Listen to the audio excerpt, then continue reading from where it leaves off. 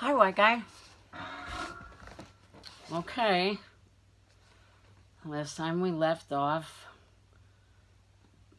Baker was in the custodian's place and it looked different, and he was looking at a record spinning around. It had finished playing, and there was a voice from the corner.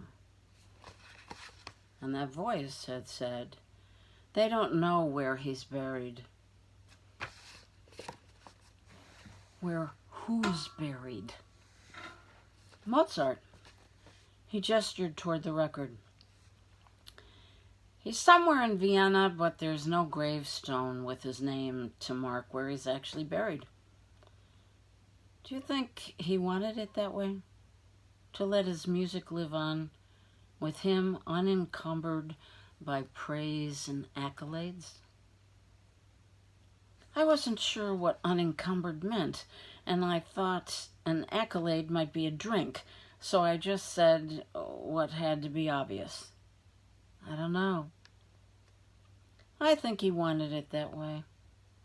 He wanted to be buried in the white space. Do you hear it? The boy talked funny, a little too loud, a little too flat. I listened, but all I heard was the sound of the record spinning at its end. Nothing's playing. You'll have to move the needle. No, Mozart is only for Sundays. You were upset when you ran down here, so I put on the white space for you to calm you down. That's what I do when I'm upset. I listen to white space. Do you feel better? Yes, thanks. I knew this kid was strange. I was just trying to gauge how strange. So far, I knew he stacked sandbags against the ocean, skipped every class but math, and apparently lived in the basement of his own school. The way he dressed was normal enough, if a bit overly careful. His plaid shirt neatly tucked into his khaki pants, and his hair split-combed down with a tuft that had something free that, oh dear, I'm going to try that one again, white guy. And with his hair spit-combed down with a tuft that had sprung free in the back. Still, the question remained, was he a straitjacket stranger or just go off by yourself at recess and put bugs up your nose strange? I knew a kid who used to do that in the 2nd grade. I was still making up my mind when he handed me a pair of neatly folded khaki pants, an Oxford shirt, along with some deck shoes. There's underwear in the left shoe and socks in the right shoe. Is that the way you do it? That's fine, I said. Thanks. I didn't make a habit of putting socks or underwear in either shoe, but it was a nice gesture, and I went ahead and crossed straitjacket off my list of possibilities. Pulling on the dry clothes, I was surprised that they were too big on me because Early was kind of scrawny. Slipping on the shoes and socks, I looked around at the unusual array of hammers, chalkboards, record albums. What is this place? It's my workshop. My father wouldn't let me have a workshop at home. He said I would be the death of him. But I wasn't. It was his heart. He had a heart attack. I see, I said, even though I didn't. But doesn't the custodian work here? No, Mr. Wallace is the custodian, and he didn't like me hanging around down here, so he set up a new shop in the basement of the middle school. Plus, he likes to tipple.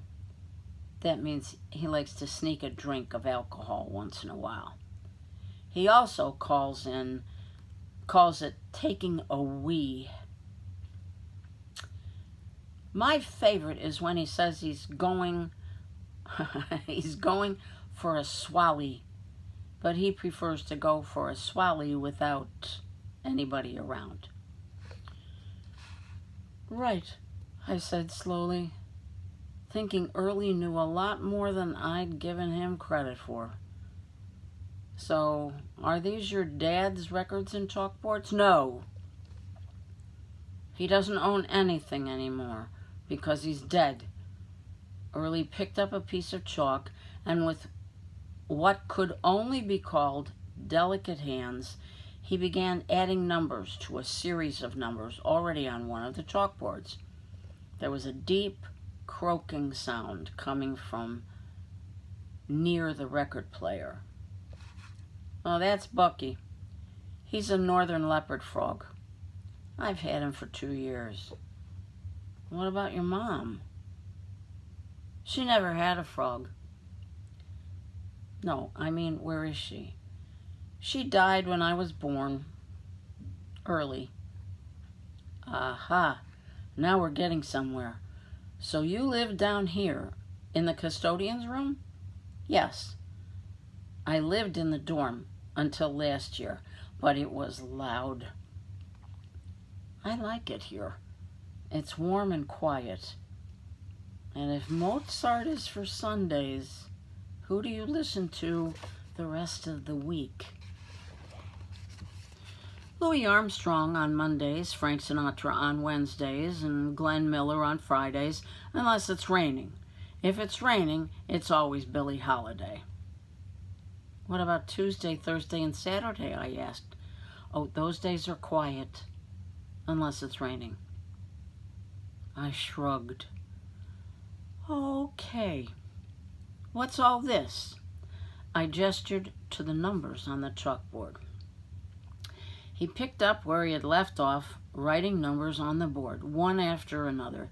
806613001927.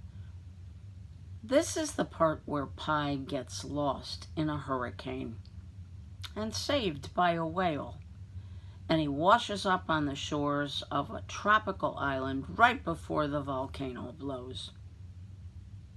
I was leaning back toward the straitjacket now. Then I asked Early Auden, that strangest of boys, the most important of questions. Who is Pi? Suddenly, Early looked up from his numbers and looked me in his gaze and locked me in his gaze as if I were the one who should be wearing the straitjacket.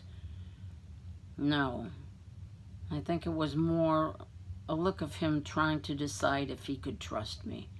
His eyebrows drew together and he paused, chalk in hand.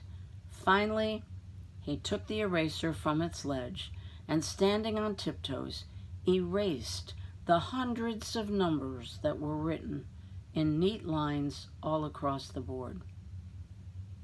It's better if you start from the beginning. He took up a piece of chalk into his slender fingers and wrote 3 numbers and a decimal point on the board.